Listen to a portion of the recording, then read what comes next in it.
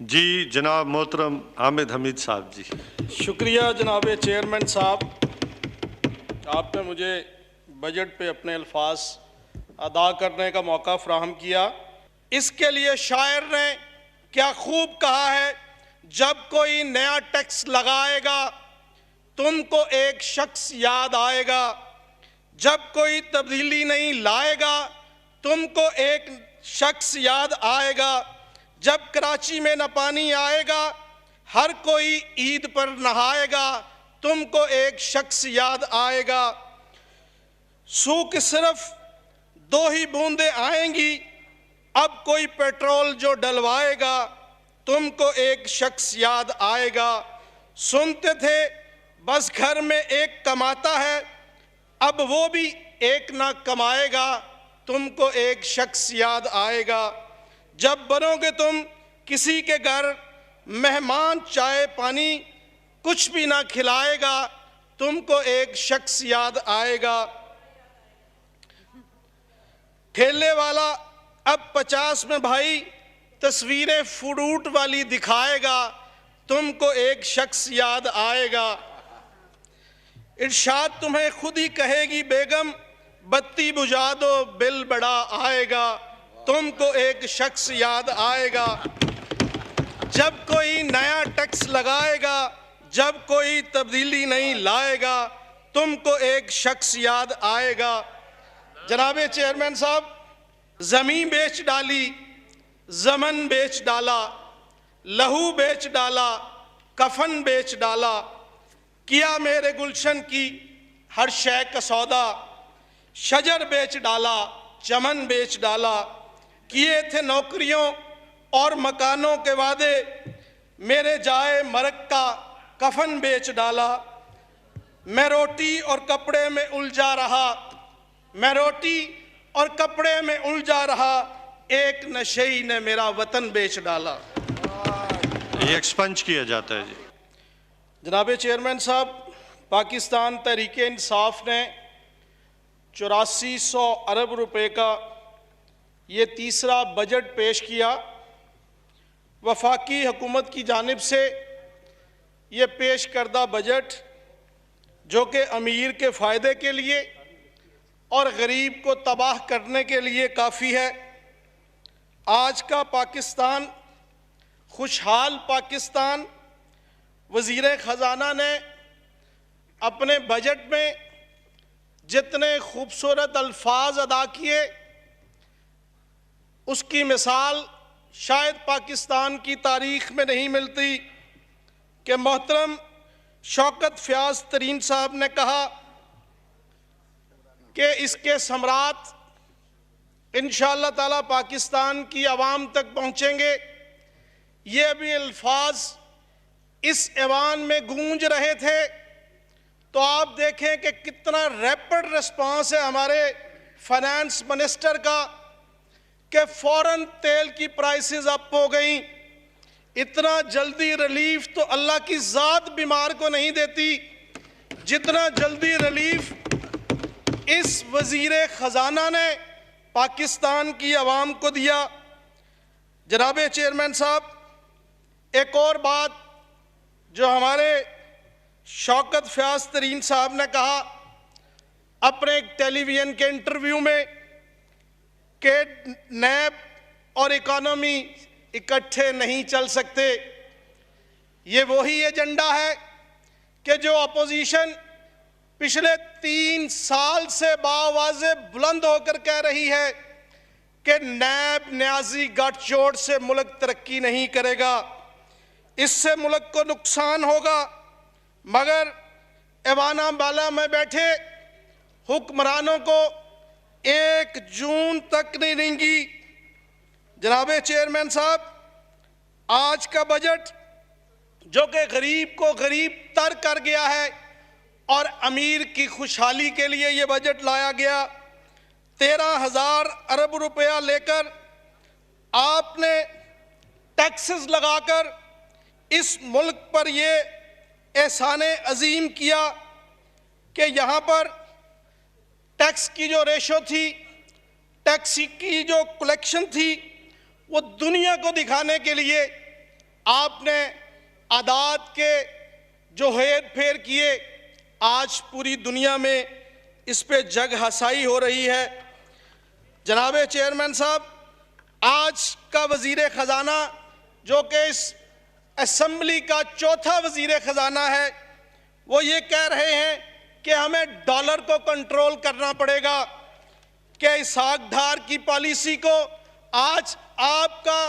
وزیر خزانہ یہ بات مان رہا ہے، اور آپ کے اس وزیر خزانہ نے،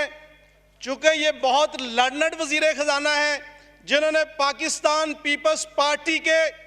اس سیاہ دور کو جو آپ کے وزیر کہتے ہیں، جو آپ کے مشیر کہتے ہیں، اسی وزیر خزانہ کو آپ نے آج امپورٹ کر کے آج خوشحال پاکستان کا وزیر خزانہ بنایا۔ جس طرح حکومتی بینچوں کی طرف سے، حکومتی وزیروں کی طرف سے، حکومتی مشیروں کی طرف سے پرانے ادوار کو، وہ دور پاکستان پیپلز پارٹی کا ہو،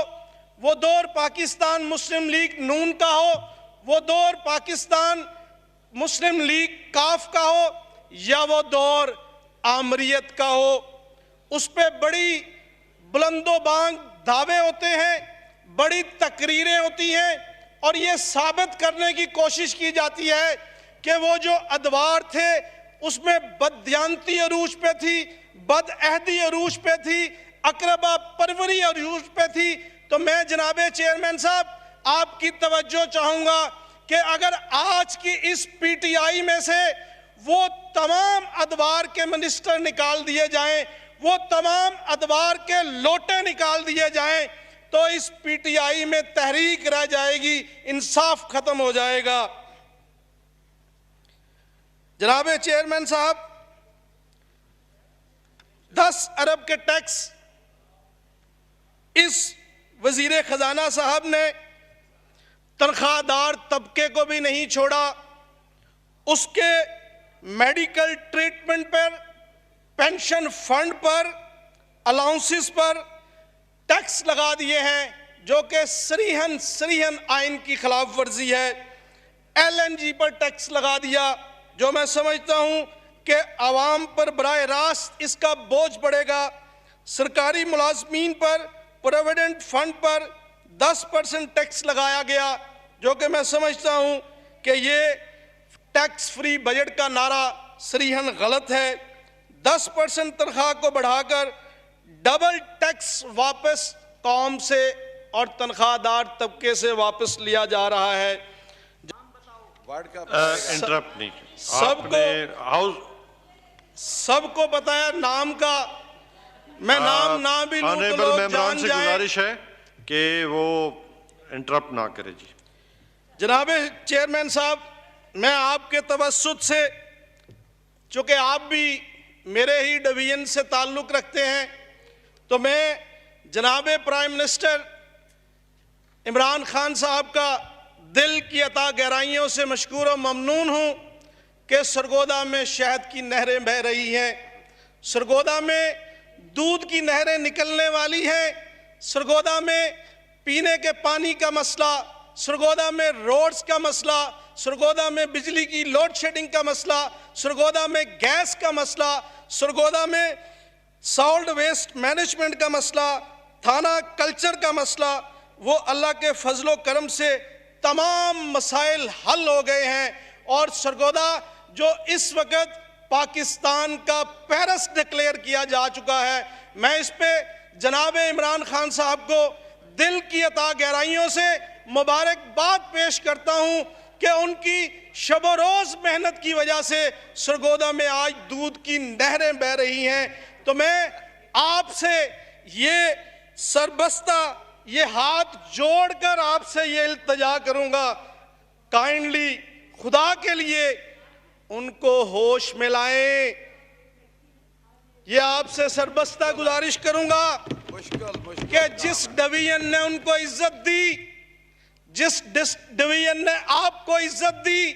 جس ڈویژن نے مجھے عزت دی، وہاں کے لوگوں کا ہمارے پہ یہ فرض بھی ہے اور قرض بھی ہے کہ آج اللہ رب العزت نے آپ کو اور مجھے یہ وقت دیا ہے کہ ہم عوام کے لیے اور پاکستان کے لیے کچھ کر کے جا سکیں۔ جناب چیئرمین صاحب، میں یہ تو نہیں کہوں گا کہ پنجاب کی حکومت یہ صحیح سبسٹیوٹ ہے، مگر جو پرانی کرپٹ حکومت تھی میاں شہباز شریف کی، اس وقت تھانہ کلچر بڑا عروج پہ تھا، پٹوار کلچر بڑا عروج پہ تھا۔ آج تھانے میں کوئی رشوت لینے والا نہیں ہے، آج پٹواری پیسے واپس دے دیتے ہیں، فرد فری مل رہی ہے، کینسر کے مریضوں کو ادویات فری مل رہی ہیں۔ میں سمجھتا ہوں کہ آج نہ ہیلتھ کا ایشو ہے، نہ تعلیم کا ایشو ہے، نہ تھانے کا ایشو ہے، نہ ہی کوئی ایسا سرگودا ڈویژن کا یا پنجاب کا کوئی مسئلہ پیچھے رہ گیا ہے۔ آپ نے جو وسیم اکرم پلس لگایا ہے، اس میں سے یا وسیم نکال دیں یا پلس نکال دیں۔ یہ میں سمجھتا ہوں اس لیجنڈ وسیم اکرم کی توہین ہے کہ جس کے ساتھ اس کو تشبیہ دی جاتی ہے۔ جناب چیئرمین صاحب، میں آج اخبار پڑھ رہا تھا تو ایک خبر میری نظر سے گزری تو میں نے اس کو بڑا محظوظ کیا اور میں نے کہا کہ یہ بڑی ناانصافی ہوگی آئی جی پنجاب پولیس کی، بے توقیری ہوگی کہ اگر میں ان کو آج ہاؤس میں ان کو اپریشیٹ نہ کروں۔ انہوں نے آج ایک بڑا قدم اٹھایا کہ اپنے تمام ملازمین کا منشیات ٹیسٹ کروانے کا فیصلہ کیا، تو میں اس ہاؤس کے توسط سے میں ان کو مبارکباد پیش کرتا ہوں کہ انہوں نے یہ بڑا خوبصورت فیصلہ کیا، اور آپ سے یہ اپیل کرتا ہوں کہ آپ بھی اس ہاؤس میں منشیات کے ٹیسٹ کو لے کر آئیں اور اپنے پرائم منسٹر سے لے کر اپنے وزیر سے لے کر تمام ارکان اسمبلی کے منشیات ٹیسٹ کروائے جائیں، تاکہ پوری دنیا آپ کو نہ صرف اپریشیٹ کرے، آپ کو نہ صرف خراج تحسین پیش کرے، بلکہ آپ کے اس عظیم کارنامے کو، آپ کے اس عظیم کام کو رہتی دنیا تک میں سمجھتا ہوں کہ رہنا چاہیے۔ جناب چیئرمین صاحب، میں یہ سمجھتا ہوں کہ میاں محمد نواز شریف اور میاں محمد شہباز شریف کے ادوار میں اگر اتنی کرپشن تھی، اگر پرانا پاکستان اتنا برا تھا کہ آج جب میں نیا پاکستان دیکھتا ہوں، آج جب میں ترقی یافتہ پاکستان دیکھتا ہوں، چلچا وائنڈ اپ پلیز جی، آج جب میں اس پاکستان کی حالت دیکھتا ہوں تو یقین جانیے کہ مجھے فخر حاصل ہوتا ہے کہ میں میاں نواز شریف کا، میاں شہباز شریف کا میں ادنا سا ورکر ہوں، ادنا سا سپاہی ہوں، کہ جس کے دور میں جی ڈی پی گروتھ 5.8% تھی، اور آج کے وزیر خزانہ، آج کا پرائم منسٹر، وہ جو 4% پہ جی ڈی پی آنے پر آج ناچ ناچ کے نڈھال ہوئے پڑے ہیں کہ یہ ناچ ناچ کر پاگل ہوئے ہیں۔ کم از کم تھینک یو جی، کم از کم نواز شریف کے اس دور کو آپ بحال نہیں کر سکتے تو اتنی گروتھ کر کے پھر خوشیاں منائیں، وہ اجڑے پاکستان کا مقابلہ آپ کرتے ہیں۔